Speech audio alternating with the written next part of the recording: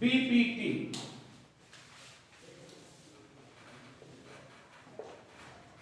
Basic proportionality theorem क्या होती है, जैसे मैंने समझाया उसके अकॉर्डिंग लिखा।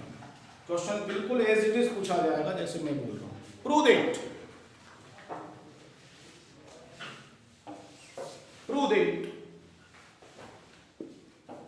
if a line drawn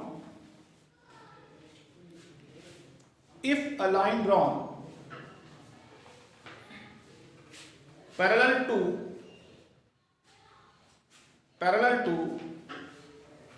one side of a triangle,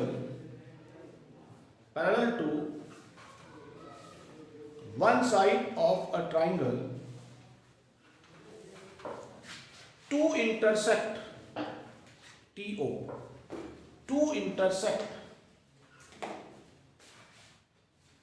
other two sides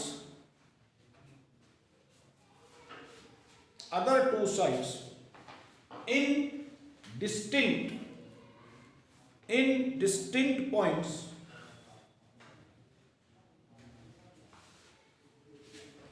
the other two sides are divided in the same ratio.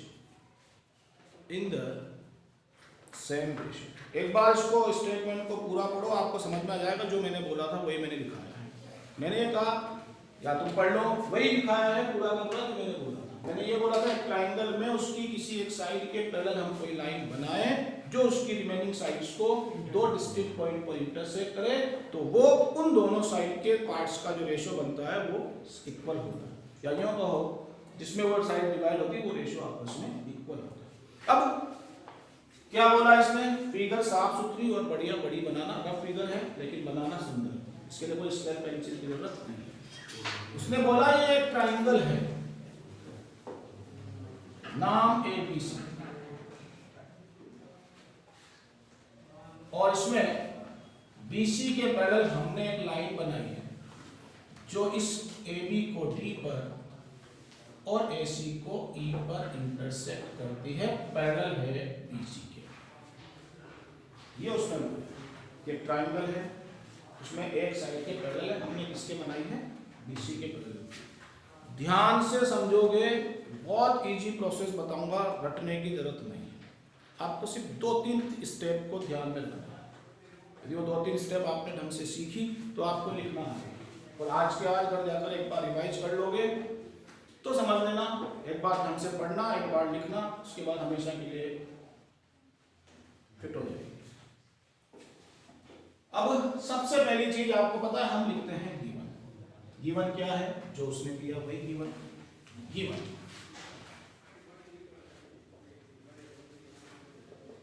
A triangle ABC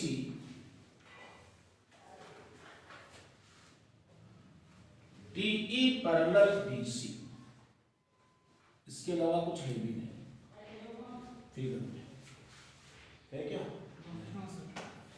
to prove, क्या prove करना? टू प्रूव क्या कहा था, parts का ratio से ही होगा। To prove AD upon BD equal होगा AE अपॉन CE या EC के, एक ही बात है। ये अपने को प्रूव करना है। शायद तुम लोग पहले भी कुछ थ्योरम्स प्रूव कर चुके होंगे छोटी क्लासेस में। तुम जानते हो सब में अपने अपने कोई कंस्ट्रक्शन हुआ करती है, सबका अपना फिक्स मेथड, जैसा मैंने नहीं बताया। तो इसमें क्या क्या कंस्ट्रक्शन है? सबसे पहली कंस्ट्रक्शन, इस D से इस AC पर एक परपेंडिकुलर, पहले मैं कर रहा हूं फिर तुम करना, फिर मैं लिखाऊंगा DN या DM, एक ही बात।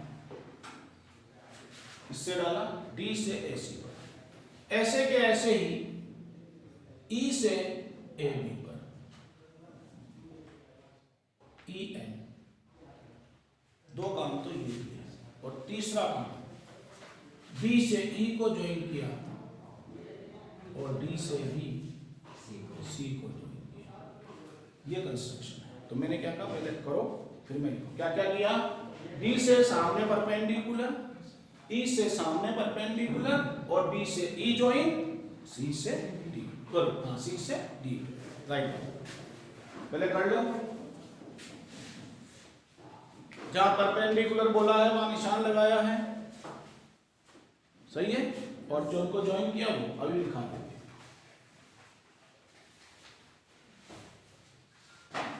बोलूं, कंस्ट्रक्शन, ड्रॉ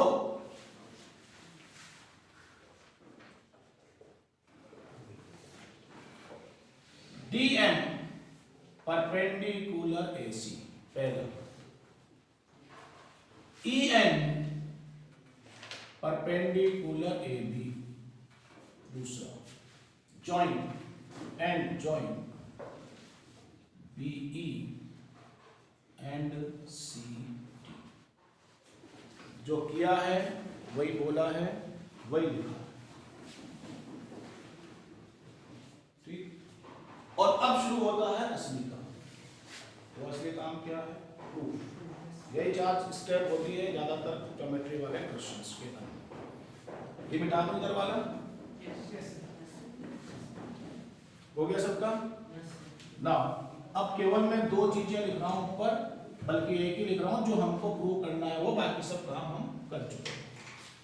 टू प्रूव हमारा क्या था, ताकि ध्यान रहे हमको ये लाना है, AD अपॉन BD इक्वल क्या था, AE अपॉन, सामने से ध्यान से साथ के साथ मैं बोलता हूं, लिखते चला दो। ये लाना। अब थ्योरम के लिए क्या कहा गया, कुछ पुराने प्रॉपर्टीज का यूज करके एक नया रूल बनाते हैं, नया प्रॉपर्टी बनाते हैं, उसको थ्योरम कहते हैं। अब पुराने रूल क्या है? सबसे पहला पुराना, ट्राइंगल की हाइट कहां होती है? ये एक्चुअल में डिपेंड करता है ट्राइंगल की शक्ल पर कि वो ट्राइंगल कैसा है। बहुत सारे कहते हैं हमेशा हाइट इनसाइड होती है, वो भी गलत है। कोई कहता है उसके ऊपर होती है, वो भी गलत है। कोई कहता है उसके बाहर होती है, वो भी गलत है। सम टाइम अंदर होती है, सम टाइम ऊपर होती है, सम टाइम बाहर होती है। ये डिपेंड करता है कि ट्राइंगल कौन सा है। 3 तरह के ट्राइंगल की बात हुई, लिखने की चीज नहीं है, समझने की चीज। Acute angle triangle, right angle triangle और ऑब्ट्यूज एंगल ट्राइंगल। मैं 3 चीजें बताऊंगा, फिर उसका यूज अपन इसमें करेंगे। एक्यूट एंगल ट्राइंगल में यदि हम इसको बेस कहें, तो आपको पता है बेस, हाइट बेस पर ऊपर से परपेंडिकुलर होती है, तो ये उसकी हाइट है। लेकिन जो ही राइट में जाए, मतलब इसमें हाइट इनसाइड है, जो ही हम राइट में जाते हैं, राइट में इसको बेस कहें, तो इस पर परपेंडिकुलर तो ऑलरेडी लगा हुआ, यानी यही उसकी हाइट है। मींस इसमें हाइट ऑन द ट्राइंगल है। और जब हम लोग ऑब्ट्यूस में जाते हैं, और ऑब्ट्यूस में जाकर हम जब इसको बेस कहते हैं जो है, तो अब इसकी हाइट कभी अंदर तो आ ही नहीं सकती, क्योंकि अंदर तो हर लाइन टेढ़ी होगी, टेढ़ी तो परपेंडिकुलर होता ही नहीं, हाइट का मतलब परपेंडिकुलर। तो इस वक्त जो हाइट जाएगी वो हाइट उसके बाहर है। यानी ट्राइंगल की हाइट ढूंढने के लिए जरूरी नहीं है वो आपको अंदर ही मिले, sometime inside, sometime on the triangle, sometime outside. It is depend what type of triangle. Acute inside, right on, obtuse outside. पहली बात तो ये कोई नई बात नहीं बताई, ये पुरानी बात है। दूसरी पुरानी बात, area of triangle half into base into half, ये भी कोई नई बात नहीं है। मैं जो जो बता रहा हूं सबका यूज करूंगा अभी इस चीज में। और तीसरी और सबसे इंपॉर्टेंट, क्लास 9th में तुमने एक चैप्टर पढ़ा था एरिया, पैरेललोग्राम, ट्राइंगल के एरिया का रिलेशन। उसमें एक बात पढ़ी, जब भी किन्हीं 2 साइड्स, 2 पैरेलल साइड्स के बीच 2 ट्राइंगल बनते हैं,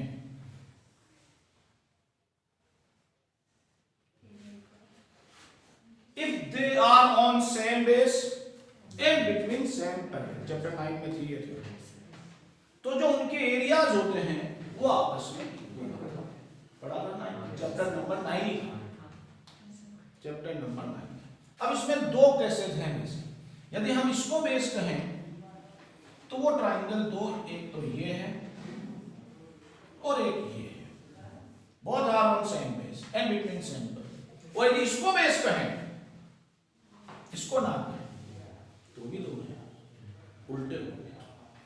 ये बेस है, वो ट्राइंगल है ये और वो ट्राइंगल है ये, बट दो कंडीशन, बेस सेम होना चाहिए और बिटवीन सेम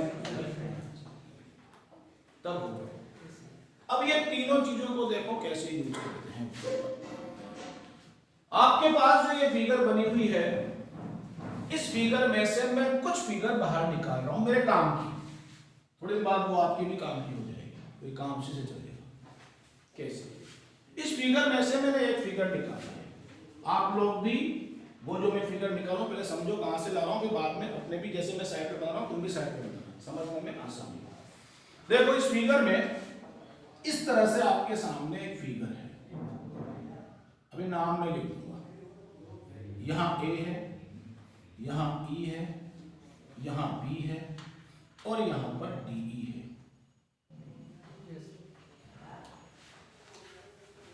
उसी में से निकालो अपने मर्जी है, कहीं लिखा पक्का।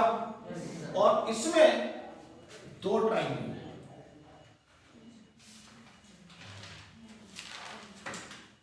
ठीक है, और उन दो में से ढंग से देखो, ऊपर वाला एक्यूट है और नीचे वाला ऑब्ट्यूज है। यदि आप कॉपी को घुमाओगे तो साफ नजर आए। और इसमें इस ई से इस एडी पर एक परपेंडिकुलर भी है। अब मैं वापस बोल रहा हूं, उसी में से निकाला है हमने फिगर, उसी में ए ई बी, ए ई ये डी है उसमें। अब इस ई से इस ए बी पर परपेंडिकुलर था, और आपको यदि पता हो कि एक लाइन पर एक पॉइंट से परपेंडिकुलर एक ही हो सकता है, कोई दूसरा नहीं बना सकता है, एक ही बनता है।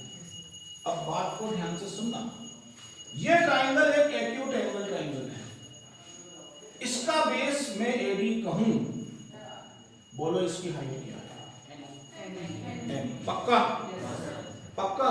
और यदि नीचे वाले के बेस को बीडी कहूं तो उसकी हाइट क्या है? उसकी भी हाइट है, अभी बताया था आप। और ये दोनों ही बेस क्यों ले रहा हूं? क्योंकि हमें एक एडी चाहिए और एक हमें बीडी, यानी इसमें से ऊपर वाले ट्रायंगल के लिए हम एडी लेंगे तो हाइट EN आएगी, नीचे वाले ट्रायंगल के लिए BD लेंगे तो हाइट उसकी भी EN आएगी। और फिर इस रेशियो को अपन पहुंचाना है तो हम इसका भी एरिया फाइंड करेंगे, half into base into height से, इसका भी फाइंड करेंगे, फिर उनका रेशियो फाइंड करेंगे तो हमें इसकी वैल्यू मिलेगी। तो अब जो जो मैंने बोला वो बनाई तुमने फिगर, ये बना, ये क्यों बनाई मैंने? ताकि तुमको समझ में आए कि अपने पूरी फिगर देखते थोड़ा सा होश हो जाए, तो छोटी फिगर देखो।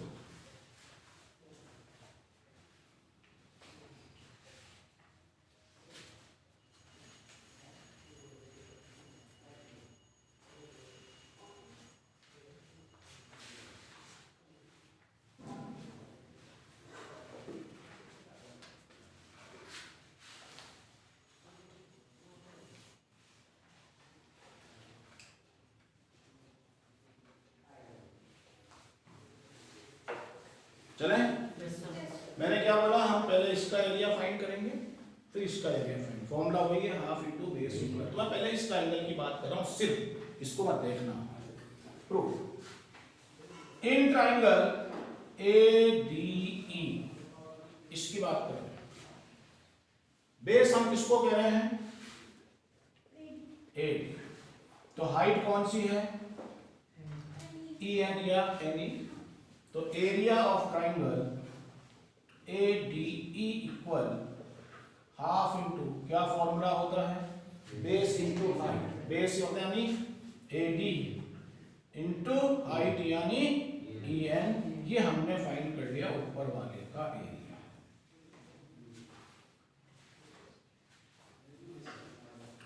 सही। अब जैसे ऊपर वाले का फाइंड किया नीचे वाले का फाइंड करें। नीचे वाले का नाम BDE के दें। इन ट्राइंगल नाम BDE, base BD, height EN या NE, क्योंकि हाइट तो वही होगी।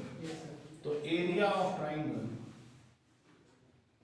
BDE equal formula half into base यानी BD, हाइट यानी EN।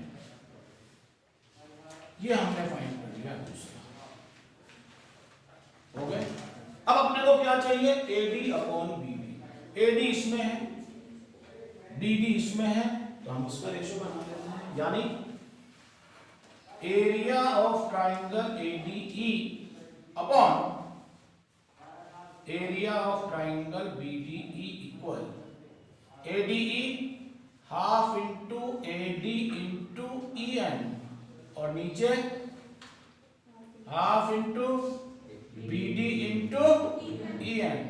EN से EN कैंसिल, हाफ से हाफ कैंसिल, यानी फाइनली अपने पास बचा area of triangle ADE upon area of triangle BDE equal AD upon BD, equation number 1। अब जिसको ये बात समझ में आ गई हो उसके लिए आगे जो समझो थ्योरम खत्म हो गई, क्योंकि आगे आने वाला पार्ट भी बिल्कुल सेम। जैसे हम इधर वाली फिगर से ये लाए हैं, ऐसे एक फिगर उधर भी है, सेम वही बात है। तो जैसे जैसे इसको लिखा था वैसे वैसे इसको लिखेंगे। जिसको ये लिखना आ जाएगा उसके लिए तो थ्योरम मैंने क्या कहा, समाप्त। बस अब लिखने की बात है। जैसे इधर बना है, आपको पता ऐसा उधर भी बना है, बना रहा हूं मैं उसको। कहां है, क्या चाहिए? AECE, ये रही AECE, उसको भी मैं बना, तुम भी बनाओगे है ना।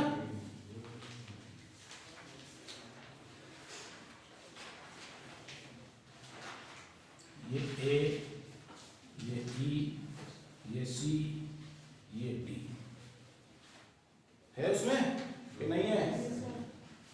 जैसा इधर है वैसा उधर भी है। उसमें D से परपेंडिकुलर है DM, नहीं हो तो मना कर देना, यार झूठ बोल रहे हो सर, नहीं है ना। अब जब AE बेस होगा ऊपर वाले ट्रायंगल के, बोलो हाइट कौन सी होगी? पक्का। और जब CE बेस होगा नीचे वाले ट्रायंगल के, मैंने क्या कहा, जो ये है सेम वही सारी बातें वहां है। तो जैसे इधर से एक इक्वेशन बनी वहां से भी इक्वेशन बनेगी। अब जो जो बातें यहां लिखी वही बातें इधर लिखेंगे। पहले कौन सा ट्रायंगल लेंगे? ADE लिख दूं? पक्का। In triangle ADE base AE, height DM। समझ में आ गई ना बात, हाइट DM क्यों है? तो क्या निकालेंगे? Area of triangle ADE upon equal half into base यानी AE, हाइट यानी DM। ये ऊपर वाला हो गया। अब नीचे चलिए। इन ट्रायंगल DCE, सही है। बेस किसको कहेंगे? CE को। तो हाइट कौन सी होगी? DM। तो फिर area of triangle DCE equal half into CE into DM। ये आपको फिर रेशो चाहिए, तो AE वाला ऊपर, EC वाला नीचे, ये रहे। तो यहां से area of triangle ADE upon area of triangle DCE equal half into AE into DM dm upon half into CE into dm। dm से dm कैंसिल, हाफ से हाफ कैंसिल, फाइनली अपने पास जो बचा area of triangle ADE upon क्या है, area of triangle DCE equal AE upon CE। बोलो कोई समस्या है? पक्का? मैंने कहा एक पार्ट लिखना सीख गए तो दूसरा तो अपने आप आ जाएगा। पर उस एक, अब इसमें रटने की क्या जरूरत है, सिस्टम से चलो कि पहले हमको वो दो ट्राइंगल लेने हैं जिनमें एक में AD बेस बने, एक में BD बेस बने, उनका एरिया, उनका रेशियो, पहली इक्वेशन सेम है, इसे उधर जाओ वो इक्वेशन। अब आप हो जाए सबका, हो गया बेटा? थोड़ा लिख लो, क्योंकि अब मैं बोलने वाला हूँ लास्ट लाइन, थ्योरम समाप्त। लास्ट लाइन ही बोलूँ ना, बस एक लाइन और लिखनी मेरे को।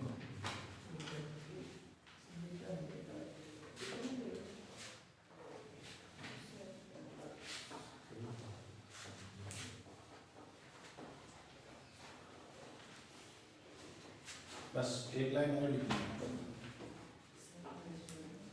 बोलो। अब बात सुनो, आपको लाना था AD upon BD equal AE upon CE, यानी दो इक्वेशन का RHS इक्वल लाना है। अब तुम जानते हो दो इक्वेशन का RHS इक्वल तब हो सकता है जब उनका LHS भी बिल्कुल सेम हो। ऐसे होता है। और क्या, मान लो अपने पास सिंपल एक एग्जांपल दे दूं, x इक्वल y है और z इक्वल भी y है, तो आप आराम से कह सकते हो सर x इक्वल z है, या उल्टा कर दे तो भी, जैसे अपने को इन दोनों को इक्वल लाना है तो इसका मतलब इनका लेफ्ट वाला इक्वल होना चाहिए। अब लेफ्ट वाले को चेक करें कि लेफ्ट में क्या है। लेफ्ट में ऊपर ADE है, इसमें भी ADE है, बहुत बढ़िया, दोनों सेम ही है। नीचे एक में BDE है और नीचे एक में BCE। काश ये दोनों भी क्या होते हैं, सेम होते या इक्वल होते, तो अपना काम जो लिखते बाय इक्वेशन 1 एंड 2 खत्म, यही होता और क्या। पर ये थोड़ी सी समस्या होगी, मैंने क्या बोला, काश ऐसा। तो चलो ढूंढे देखेंगे ट्राइंगल आखिर है कहां, ढूंढते हैं। एक का नाम BDE है, ये BDE दिख गया पक्का, और एक का नाम DCE या CD जो भी बोलो, ये दूसरा। बोलो इन दोनों ट्राइंगल के एरिया में क्या रिलेशन होगा, इसका मतलब दोनों का एरिया इक्वल होगा, इसका मतलब ये भी सेम ही है, ऊपर वाला भी सेम है, वो तो सेम ही है, नीचे वाले एरिया इक्वल है, इसका मतलब LHS पूरा LHS के बराबर है, और जब LHS पूरा LHS के बराबर है तो अब इस चीज को लिख रहा हूं, किसको, कि इन दोनों का एरिया इक्वल है। वो यहां लिख रहा हूं, तुम आगे लिखोगे क्या नाम था, area of triangle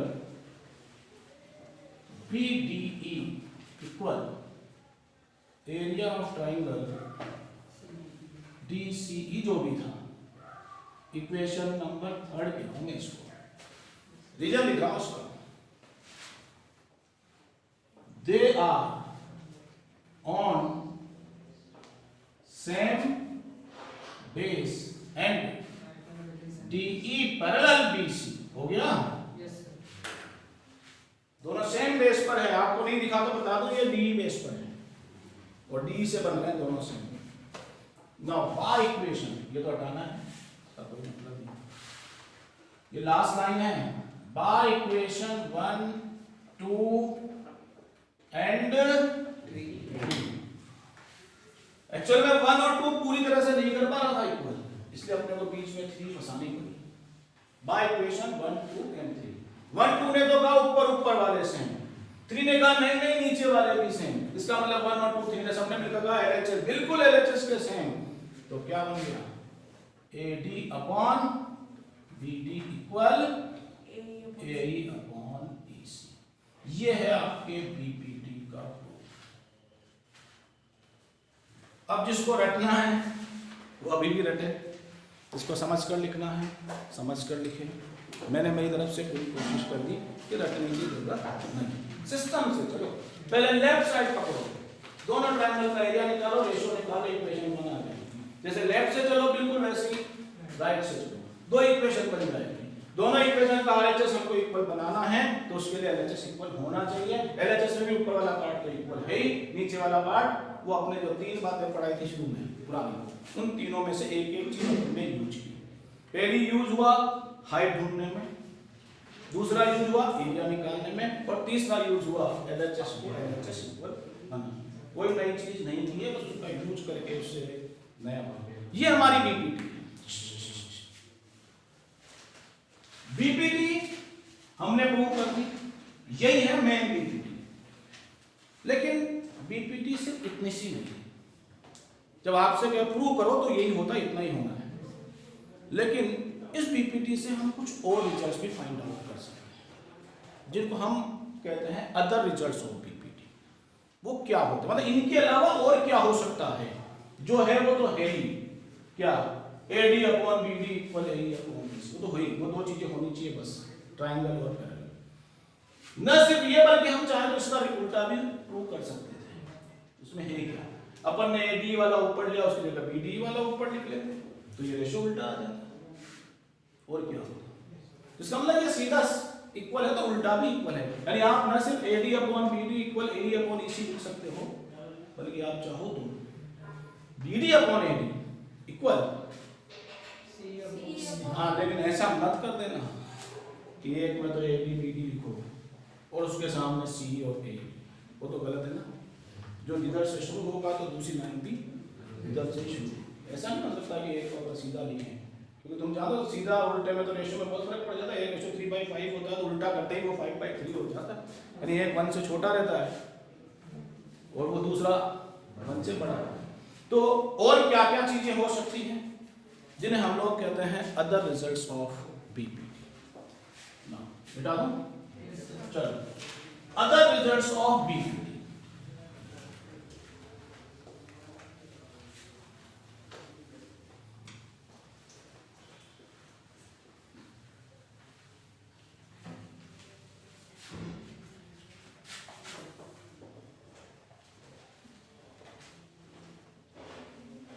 Other results of BPT।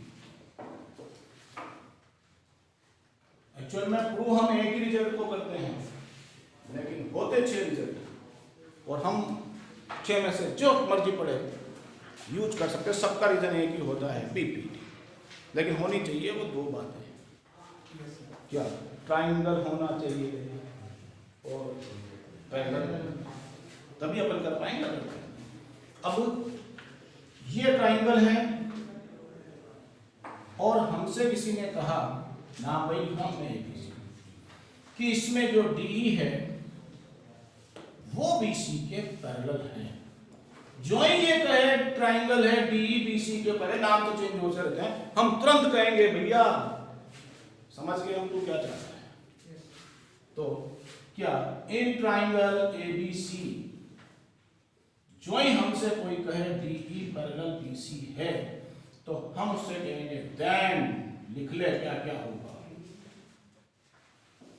First जो हमने प्रूव किया क्या था, AD upon then by BPT, पूरा लिख रहा हूं मैं, किससे, BPT से। क्या क्या कह सकते हैं अपन, वो तो कहेंगे ही कहेंगे जो अपन ने प्रूव किया, क्या AD upon BD equal AE upon EC, और हम इसका उल्टा भी बोल सकते हैं, यानी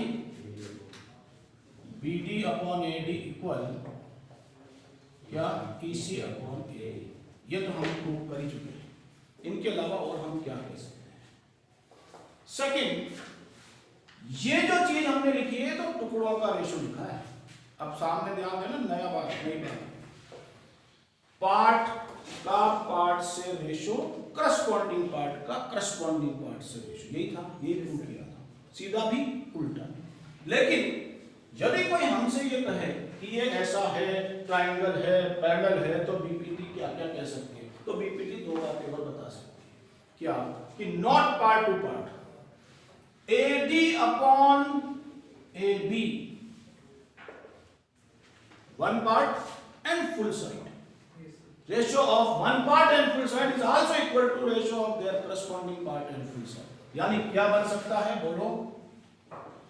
AE upon AC, या इसका उल्टा भी लिखा जा सकता है। उल्टा समझिए ना क्या? AB upon AD equal AC upon AD। ये क्या है? पार्ट टू पार्ट के रेशियो। ये क्या है? One part and full side और corresponding part and full side. और क्यों ऊपर वाला पार्ट ही, क्यों नीचे वाले को भी ले सकते हैं? तो फिर तीसरा रिजल्ट और बन सकता है। बोलो क्या बनेगा? BD upon AB equal CE upon AC। ये BD, ये AB। तो BD का करस्पॉन्डिंग कौन है यहाँ? CE। तो CE के साथ कौन आएगा फिर? AC, या उसका रिवर्स। यानी क्या लिख सकते हैं?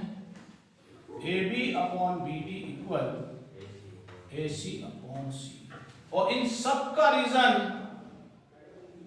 क्या है? सबका रीजन ये है। यानी जब भी अपने को ये कंडीशन दी जाएगी तब हम केवल एक बात पर नहीं जा सकते हैं, हम इन 6 में से किसी भी चीज को लिख सकते हैं। सबका रीजन कौन है?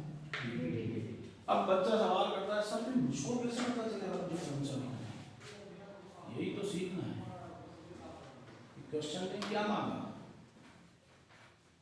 कल वो बच्चा सवाल पूछा, उसने एक सवाल पूछा, मैंने आंसर निकाल कर दिया जो बिल्कुल करेक्ट था। वो लगा सर ये आंसर नहीं आया। तो मैंने उससे कहा, मैंने कहा मुझे बताना वो आंसर कौन सा चाहता है, फिर मैं उसको और तरीके से करूंगा। लेकिन जो मैंने किया वो भी गलत नहीं था, लेकिन उसको उस तरह का आंसर नहीं चाहिए था, उसको कोई अलग आंसर चाहिए। जैसे ट्रिग्नोमेट्री में होता है, नहीं होता, हम सोल्व करते जाते हैं और हमारा आंसर आ जाता है 1 अपॉन साइन थीटा। वो कहता है नहीं नहीं मुझको तो कोसेक चाहिए। ले भाई उसको कोसेक लिखना है। ये तो डिपेंड करता है ना उसको किस फॉर्म में चाहिए, तो कौन सा यूज करना है वो डिपेंड करता है क्वेश्चन को कैसा चाहिए उसको। ये है अदर रिजल्ट। यानी अब आज के बाद जब भी मैं पूछूं बीपीटी क्या है तो उसका जवाब सिर्फ सिंपल भाषा में देना। If in a triangle a line drawn parallel to one side of the triangle to intersect other two side at distinct point then the ratio of the parts are equal. लेकिन लिखते वक्त अपन 6 में से कोई सा भी लिख सकते हैं। मैं पूछूं ऐसा होगा क्या, तो जवाब होना चाहिए यस। केवल ये मत सोचना टुकड़े के टुकड़े से रेशियो होगा, वो तो होगा, प्रूव कर दिया।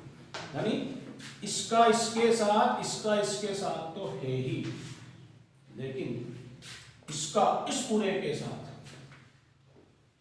और इसका इस पूरे के साथ भी है, और ऐसे नीचे वाले और ऊपर का भी होता है। यूज कौन सा करेंगे वो तो देखो, तुम जानते हो जब क्वेश्चन आता है उसको किस कौन सा चीज उसके हिसाब से करेंगे। ये हमारे अदर रिजल्ट्स हैं। अब एक होती है कन्वर्स। जब भी तुमने थ्योरम पढ़ी होगी तब सीधे के साथ साथ अक्सर पढ़ाया होगा इसका कन्वर्स। जैसे शायद मुझे याद है एमपीटी सीएमपीटी सुना है ना, mid point theorem, converse mid point theorem. तो मिड पॉइंट थ्योरम पढ़ाते हैं तो कन्वर्स भी पढ़ाते हैं, बताते हैं कि देखो ऐसा नहीं इसका उल्टा हो जाए तो ऐसा होगा। एमपीटी पढ़ी थी सबने? क्या पढ़ी थी? If a line segment drawn या joining midpoint of two sides of a triangle it is parallel to the third side and half of the third side, ऐसा कुछ था। उसकी सीएमपीटी भी तो थी। If a line drawn through the midpoint of one side of a triangle parallel to another side then bisect the third side। तो ये BPT है तो इसका कन्वर्स भी होगा। अब कन्वर्स क्या होगा? बीपीटी क्या है? पैरेलल है तो ये रेशियो इक्वल है, ये बीपीटी होता है। इसका कन्वर्स क्या होगा? यदि ये रेशियो इक्वल है तो इसका मतलब ये पैरेलल है। और क्या हो सकता है? पैरेलल है तो रेशियो इक्वल है तो उसको उल्टा बोलेंगे तो क्या बोलेंगे? रेशियो, कोई भी एक रेशियो इक्वल पता चल जाए तो इसका मतलब पक्का है कि डीई बीसी के उसके लिए ठेका नहीं है, यही किया जाए, ये यही हो। ये भी हो सकता है, ये भी हो सकता है, क्योंकि ये सब उसी चीज के हैं। भाई लाइंस को पैरेलल प्रूव करने के आपको पता है छोटी क्लास में जब आप लोग लाइंस की बात करते थे तो लाइंस पैरेलल होती है तो करस्पॉन्डिंग एंगल इक्वल होते हैं, अल्टरनेट एंगल इक्वल होते हैं, इंटीरियर एंगल का सम 180 होता है। लेकिन जब लाइंस पैरेलल प्रूव करनी हो तो सारे थोड़ी बता दें, तीनों में से कोई एक ही बताता ना, या तो सम 180 बताते थे, या अल्टरनेट की शक्ल वालों को इक्वल बताते थे, या करस्पॉन्डिंग, वहां तीनों थोड़ी बताते थे। पैरेलल है तो तीनों हैं, लेकिन तीन में से कोई एक भी है तो यहाँ भी वही बात है, पैरेलल है तो ये सब कुछ है बाय बीपीटी, और इन सब कुछ में से कोई एक भी है तो बाय सीपीटी ये सब क्या है, राइट, कन्वर्स बीपीटी।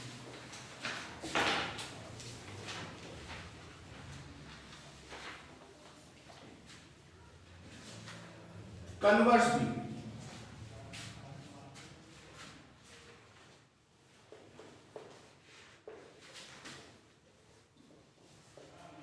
मतलब ही समझाऊंगा आपको। कहा जाए इफ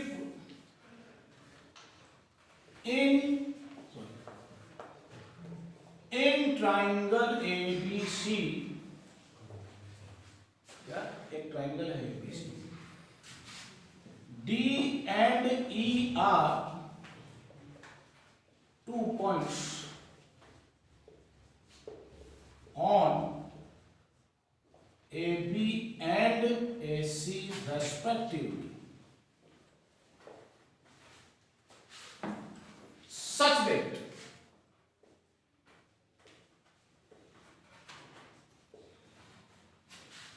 या तो ये दिया हो, सच डेट का मतलब कोई एक चीज, या तो ये दिया हो, या ये दिया हो, या ये दिया हो, या ये दिया हो, यानी सब में से कोई भी एक दिया हो। इसका मतलब क्या है, इसका मतलब है सो क्या DE पैरेलल है इसके BC। मैं एक बार फिगर और समझा देता हूं।